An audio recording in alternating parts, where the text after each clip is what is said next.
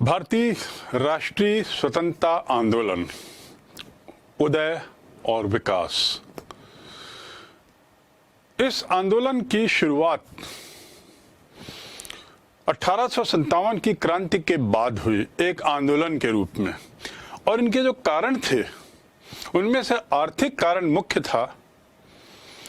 और उन आर्थिक कारणों में मुख्य रूप से उसका जो निष्कर्ष है, निचोड़ है, वो ये कि पूरी भारतीय अर्थव्यवस्था तहस नहस हो गई थी।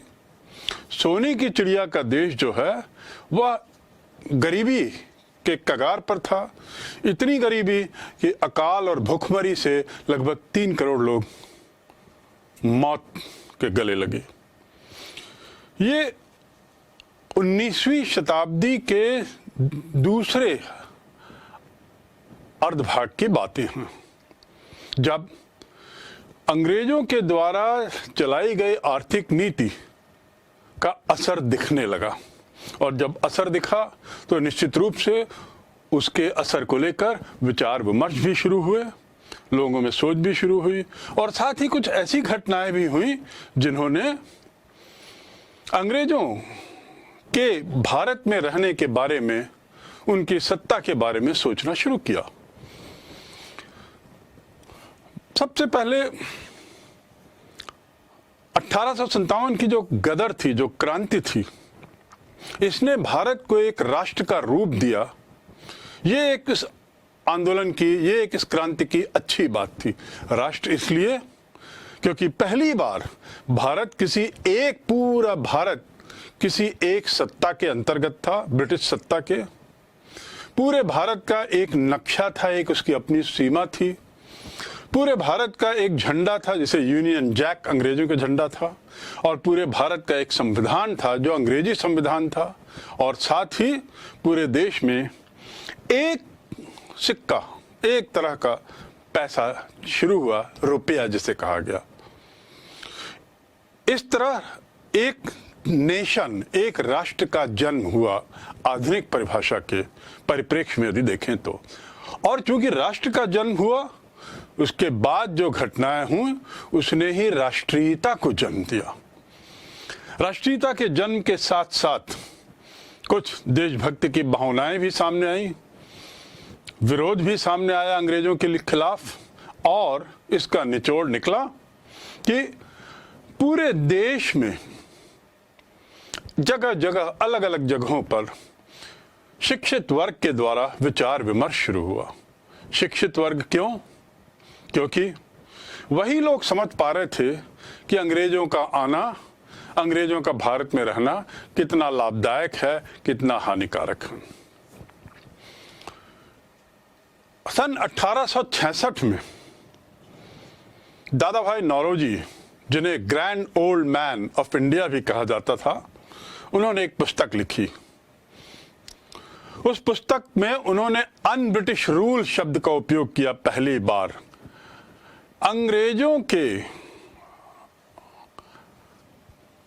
द्वारा ऐसा व्यवहार जो अंग्रेजों के लिए उचित नहीं था। Un British rule in India, poverty and un British rule, गरीबी।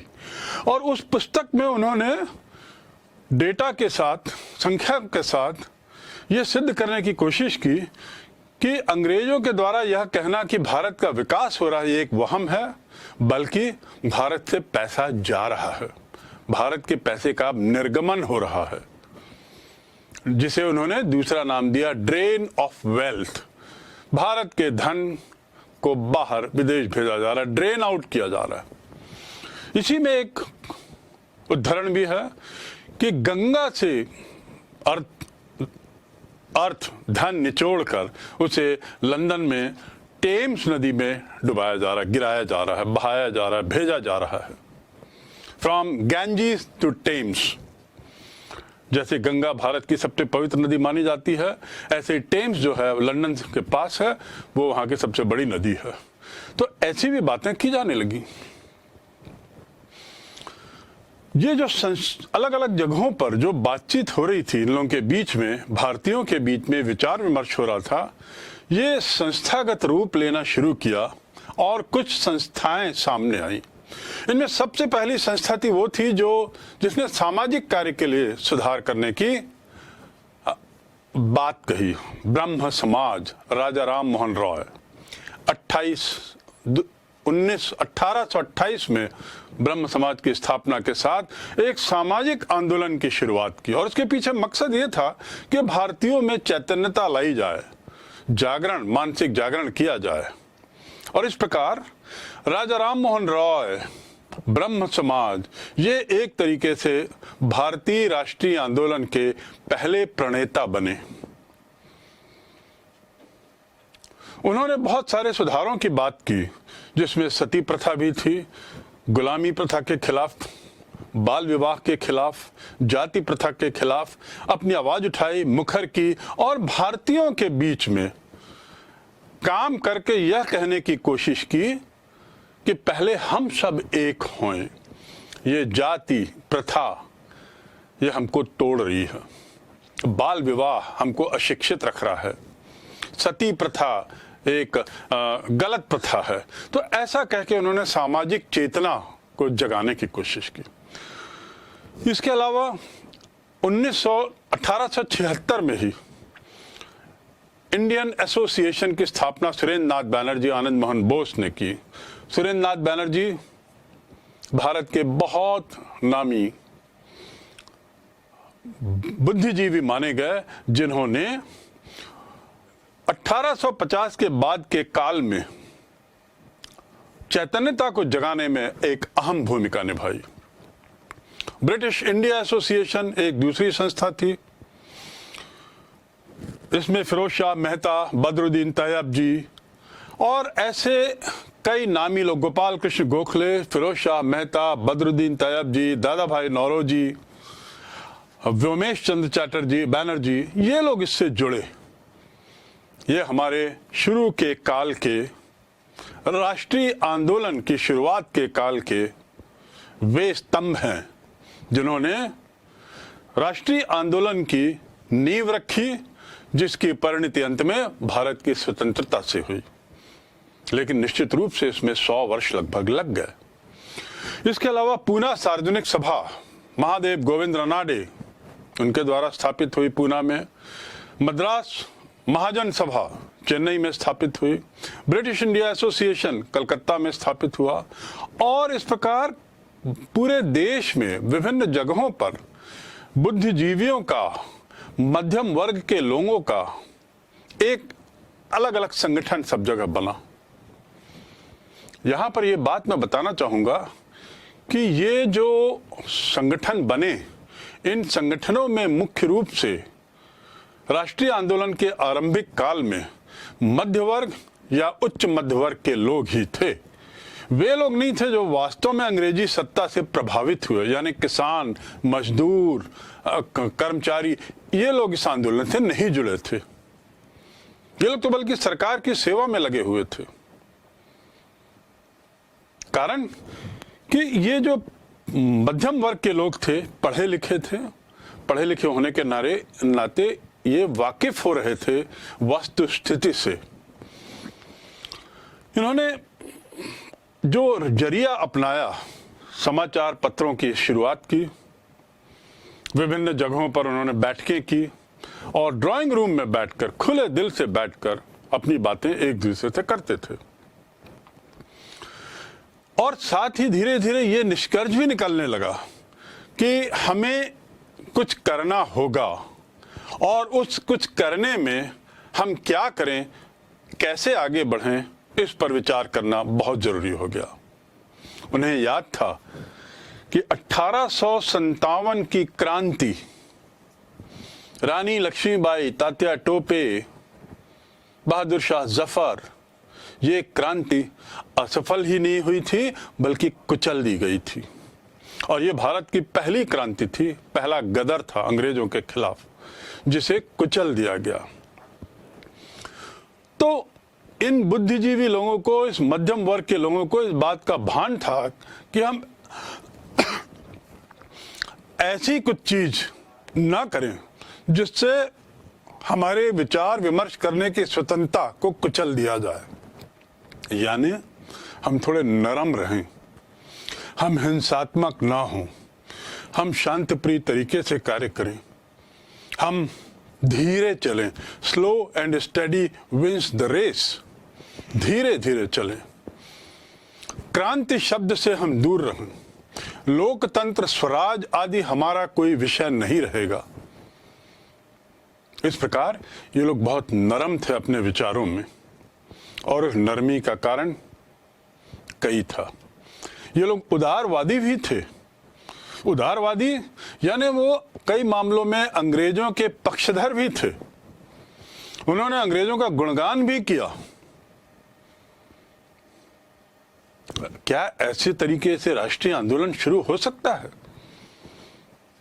यदि हम बाद की घटनाओं को देखें और पूर्व की घटनाओं से कुछ सीखें तो इनके द्वारा लिया गया ये जो प्रारंभिक काल के जो नेशनलिस्ट थे, राष्ट्रवादी लोग थे, ये बहुत सोचा समझा कदम था कि नरम रहें। हम कोई ऐसी कड़वी बात ना करें जिससे अंग्रेज हमें कुचल देवें। तो इस प्रकार बहुत संभल कर चलने की आवश्यकता को उन्होंने महसूस किया,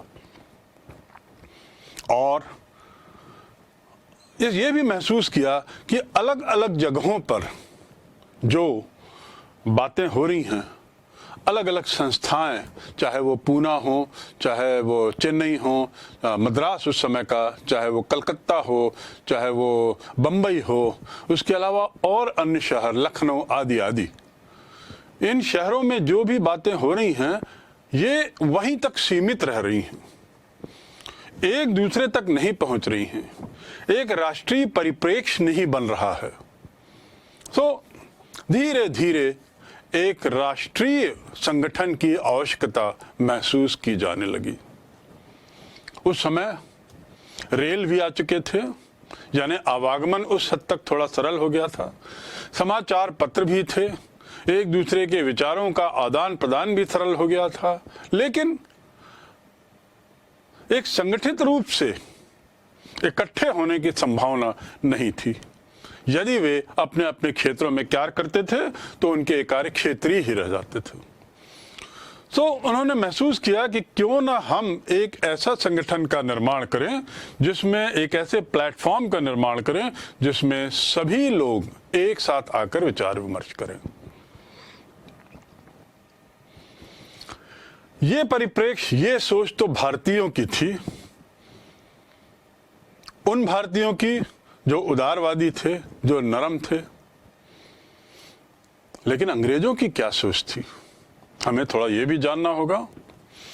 अंग्रेजों ने, आपको ये जान के आश्चर्य होगा कि अंग्रेजों ने भारतीयों के एक संस्था के निर्माण के लिए जो जरूरत थी उसमें सहयोग किया, और सहयोग ही नहीं किया बल्कि वो एक कदम आगे बढ़ के उन्होंने इसकी स्थापना की नींव रखी, एक राष्ट्रीय संगठन के स्थापना की नींव रखने में बहुत मदद की।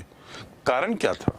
आखिर क्यों अंग्रेज भारतीयों के द्वारा आवश्यक, जरूरत समझे जाने वाली एक राष्ट्रीय संस्था की स्थापना में मदद की? कारण आपको जानना चाहिए। अंग्रेजों की सोच थी कि रोज रोज या वर्ष दर वर्ष, महीने दर महीने अलग अलग जगहों पर ये जो संस्थाएं हैं ये विचार करती हैं, उसके बाद प्रतिवेदन तैयार करती हैं और हमको भेजती हैं इस अनुरोध के साथ कि हम इस पर कुछ कार्रवाई करें। तो इस प्रकार हमारा रोज का समय, दिन प्रतिदिन का समय हमें इनके विचारों पर सोचने के लिए रखना पड़ता है। साथ ही इन लोगों के कई बार विचार विरोधाभासी होते थे। जैसा मैंने पूर्व में कहा कि इन लोगों की जो नींव थी ये मध्यम वर्ग के थे, उच्च वर्ग के थे, तो निश्चित रूप से इनकी जो मांगे थी, मांगे यानी अनुरोध जो थे, उसका भी ताल्लुकात किसानों से या मजदूरों से कुछ नहीं था। उसका विशेष रूप से ताल्लुकात उनके अपने लिए था। कुछ कंसेशन मांगते थे, कुछ राहत मांगते थे, चाहे वो आर्थिक क्षेत्र में हो, चाहे वो सामाजिक क्षेत्र में हो, चाहे राजनीतिक क्षेत्र में हो, चाहे प्रशासनिक क्षेत्र में हो, उन्हें कुछ राहत वे मांगते थे। तो अंग्रेजों को लगा कि यदि हम एक ऐसा प्लेटफॉर्म तैयार करने में उनको मदद कर दें जिसमें ये लोग सब एक जगह आके अपनी बात करें, तो साल में 1 या 2 बार, वर्ष में 1 या 2 बार ये लोग अपना प्रतिवेदन रखेंगे, विचार विमर्श करेंगे और हमको अपने विचार दे देंगे। जिस पे कार्रवाई करना या ना करना हम पर रहेगा, अंग्रेजों पर रहेगा, और उसके साथ ही बाकी समय वे लोग अन्य कार्यों के लिए स्वतंत्र रहेंगे। इस विचारों में कोई विरोधाभास भी नहीं रहेगा और लगाम भी अंग्रेजों के हाथ में रहेगी। लगाम किस रूप में? कि वो इन नरम कांग्रेसियों को, नरम लोगों को जिस तरफ मोड़ सकें उस तरफ मोड़ सकते हैं, उस दिशा में। कांग्रेस शब्द तो उस समय नहीं आया था। तो इस प्रकार एक अंग्रेज जिसका नाम A.O. ह्यूम था, A.O. ह्यूम, उस अंग्रेज को अंग्रेजी शासन ने सामने किया और उसने दादा भाई नौरोजी और गोपाल कृष्ण गोखले, महादेव गोविंद रानाडे, अय्यर, बदरुद्दीन तैयब जी, फिरोज शाह मेहता, इन लोगों के साथ मिलकर विचार विमर्श करके यह तय किया कि हम एक संस्था की स्थापना करें। और यह संस्था 1885 में तय किया गया कि पूना में दिसंबर के माह में इसकी पहली मीटिंग होगी, इस दल की पहली बैठक होगी जिसमें A.O. ह्यूम ब्रिटिश सरकार की ओर से उपस्थित रहेंगे। दुर्भाग्य से पूना में उस दौरान प्लेग आया, महामारी फैली, तो जगह बदल दी गई और 28 दिसंबर 1885, याद रखें, दिसंबर 1885 में इनकी पहली बैठक बंबई में हुई, जिसमें सभी लोगों को आमंत्रित किया गया और 72 लोग इस पहली बैठक में आए, जहां यह तय किया गया कि W.C. बैनर्जी, वमेश चंद्र बैनर्जी और A.O. ह्यूम अध्यक्ष और सचिव के रूप में कार्य करेंगे। W.C. बैनर्जी अध्यक्ष बनाया गया और A.O. ह्यूम को सचिव बनाया गया, जो एक ब्रिटिश थे। इस प्रकार, और इस संस्था का नाम भारतीय राष्ट्रीय कांग्रेस हुआ। कांग्रेस शब्द अमेरिका से लिया गया है, USA से लिया गया था, तो कुछ समय बाद इसका नाम भारतीय राष्ट्रीय इंडियन नेशनल कांग्रेस दे दिया गया। ये तो हुई कांग्रेस की स्थापना की शुरुआत। जहां तक A.O. ह्यूम या अंग्रेजों के द्वारा इस स्थापना में शामिल होने की बात है, एक शब्द इसके लिए उपयोग किया जाता है, सेफ्टी वॉल्व। सेफ्टी वॉल्व आपने जरूर सुना होगा, प्रेशर कुकर। प्रेशर कुकर के ढक्कन के ऊपर सीटी बजती है और उसके बाजू में, ढक्कन के बाजू में एक छोटा सा गोलाकार रबड़ का टुकड़ा रहता है। क्या हम लोगों ने सोचा है कि रबर का टुकड़ा आखिर क्यों रहता है, उसका क्या रोल है? कई बार क्या होता है कि प्रेशर कुकर के अंदर पर्याप्त भाप बनने के बाद भी सीटी बाहर नहीं आती या सीटी ऊपर नहीं आती और भाप बनती चली जाती है और सीटी वहां पे फंस जाती है। यदि ऐसा ही बना रहा और भाप बनती चली गई तो अंदर इतना ज्यादा प्रेशर हो जाएगा कुकर के अंदर भाप का, कि वह फूट सकता है और बहुत बड़ी दुर्घटना हो सकती है। इससे बचने के लिए ढक्कन में एक छोटा सा रबर लगाया जाता है, जो ऐसी स्थिति में, खतरनाक स्थिति में दबाव के कारण, प्रेशर के कारण, भाप के प्रेशर के कारण वो रबर का टुकड़ा बाहर निकल आता है और बाहर निकलने से ढक्कन में एक छेद हो जाता है जहां से अतिरिक्त दबाव बाहर आ जाता है। दूसरे शब्दों में इसे सेफ्टी वॉल्व जिसे कहते हैं वो बाहर आ जाता है। दूसरे शब्दों में इसे सेफ्टी वॉल्व थ्योरी कहते हैं। यानी अंग्रेजों के द्वारा इस आंदोलन में या अंग्रेजों के द्वारा इस संगठन में शामिल होना एक तरीके से सेफ्टी वॉल्व का काम कर रहा था अंग्रेजों के लिए।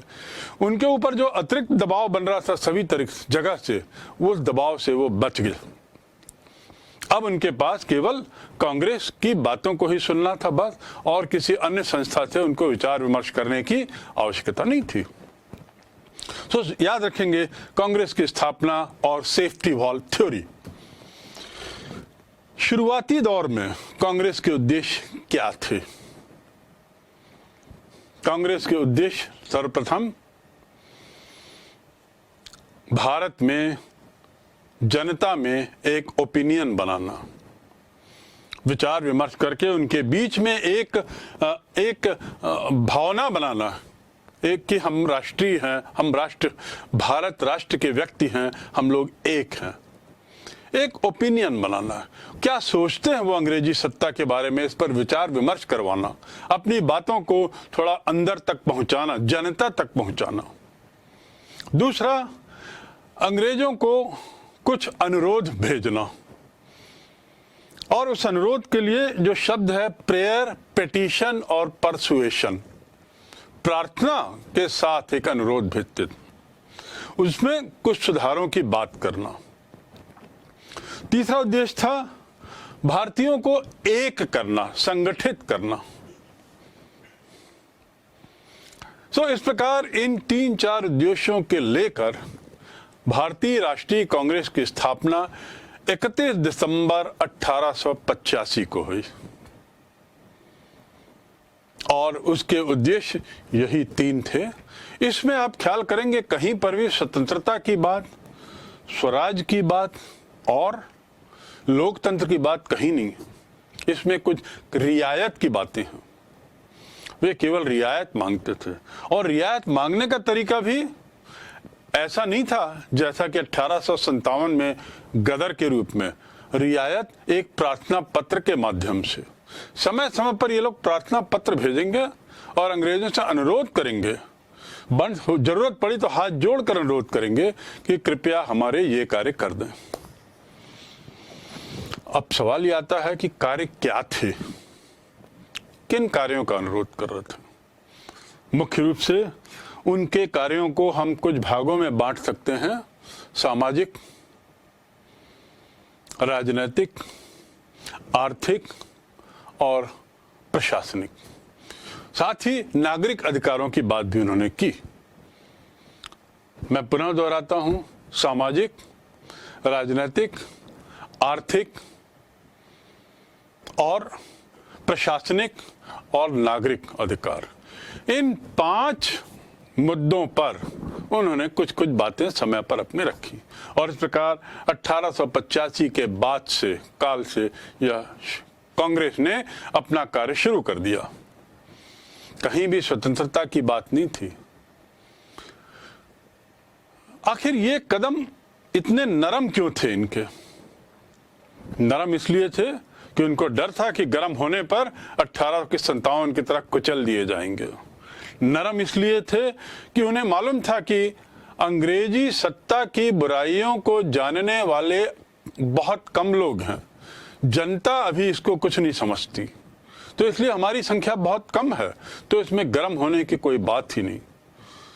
तीसरा नरम होने की बात, ये जो मध्यम वर्ग या उच्च वर्ग के लोग जो इस कांग्रेस में शामिल थे, जो इस विचार विमर्श में शामिल थे, ये लोग मूलतः अंग्रेजी शिक्षा से प्रभावित थे, यानी अंग्रेजी शिक्षा से बढ़े पले थे, चाहे वो भारत में चाहे इंग्लैंड में।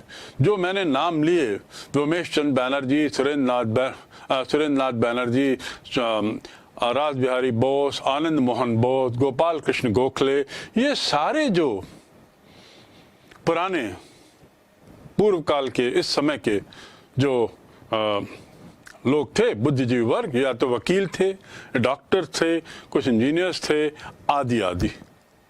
तो चूंकि इनका वार्धक्य, चूंकि इनका विकास अंग्रेजी शिक्षा के माध्यम से हुआ था, ये लोग अंग्रेजों के प्रति नरम थे। तो एक कारण तो ये भी हो गया अंग्रेज नरम होने का। चौथा कारण नरम होने का ये था कि इनको स्वयं को नहीं पता था कि किस तरीके से आंदोलन को आगे बढ़ाया जाए।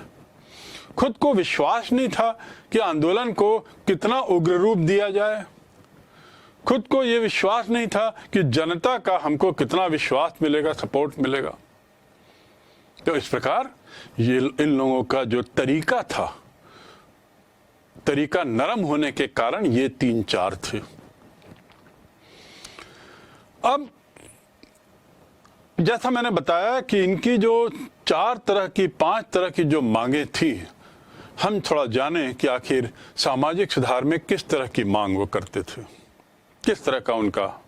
पहला, शिक्षा पर जोर देने की बात की।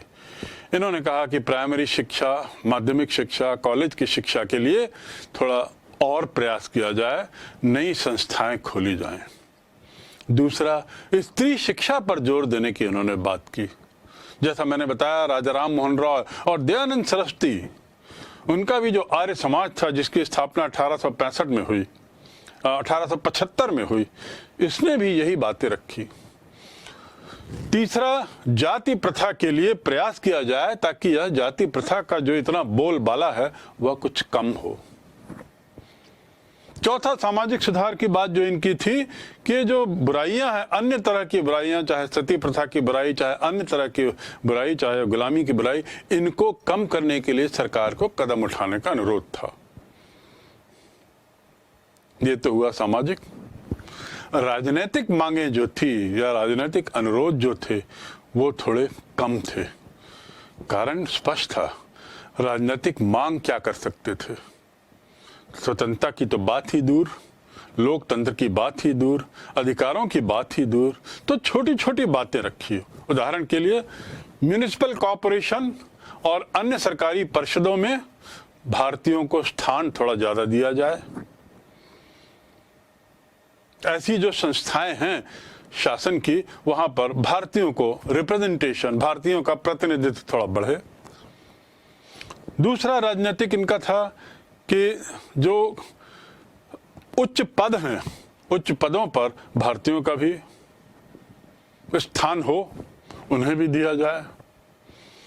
अन्य राजनीतिक विचारों में, मांगों में उन्होंने ये बात भी कही कि जो जिले हैं, जो क्षेत्र हैं, जो राज्य हैं, उनको थोड़ा सा ढंग से संगठित करें जिससे कि प्रशासनिक सुधार हो। तो कुल मिला के ये राजनीतिक मांग बहुत कम स्तर पे थी, उसका स्तर बहुत नीचे था और ये जानबूझ के किया गया था। जैसा मैंने कहा, जानबूझ के इसलिए कि वे कतई नहीं चाहते थे कि हम ऐसा कुछ कर बैठे अनहोनी, जिससे कि अंग्रेज हमारे इस विचार विमर्श की जो प्रक्रिया अब ले दे के पुनः शुरू हुई है, उस पर किसी तरीके से कुठारापात हो, अंग्रेजों की तिरछी नजर ना पड़ जाए। और ए.ओ. ह्यूम, वो तो स्वयं इसके सचिव थे, जो अंग्रेजी सरकार के प्रतिनिधि थे। और याद रखें, ए.ओ. ह्यूम 22 वर्षों तक इस संस्था के सचिव बने रहे। यानी कांग्रेस के जो प्रथम 20 वर्ष के जो कार्य हैं वो सारे ए.ओ. ह्यूम की जानकारी में हुए, उनकी मदद से हुए। तो अंग्रेजों की मदद लेना भी जरूरी था, इसलिए भी नरम थे।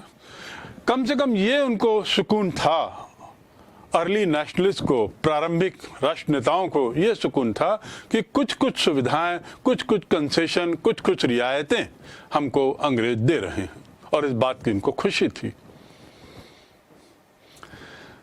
उसके बाद नागरिक रक्षा की, नागरिक अधिकारों की बातों पे भी उन्होंने कुछ आधारभूत मांगे रखी थी कि हमको जो ऑफिशियल सीक्रेट एक्ट जो पास किया है, जिसके तहत आप कभी भी गिरफ्तार करने का अधिकार रखते हो, उसे हटाया जाए।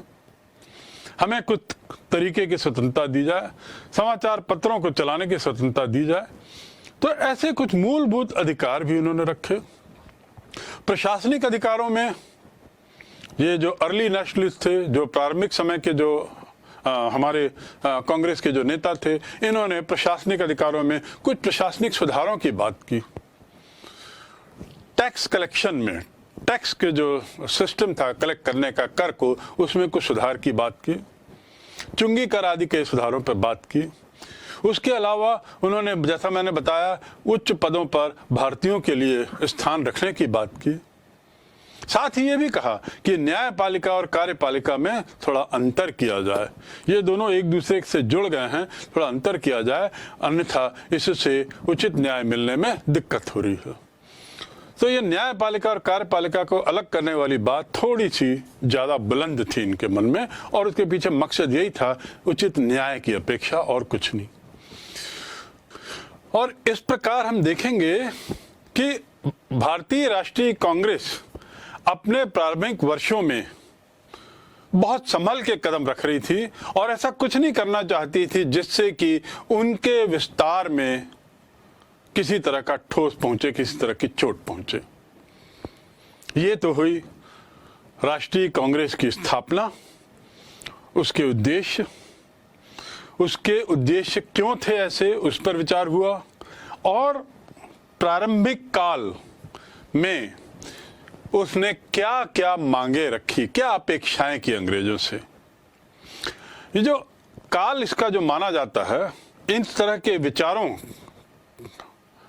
के साथ कांग्रेस 1885 से 1905 तक चलती रही, यानी नरम रही। ये जो 20 वर्ष के काल कहलाता है, यह नरम काल कहलाता है अर्ली नेशनलिस्ट के द्वारा।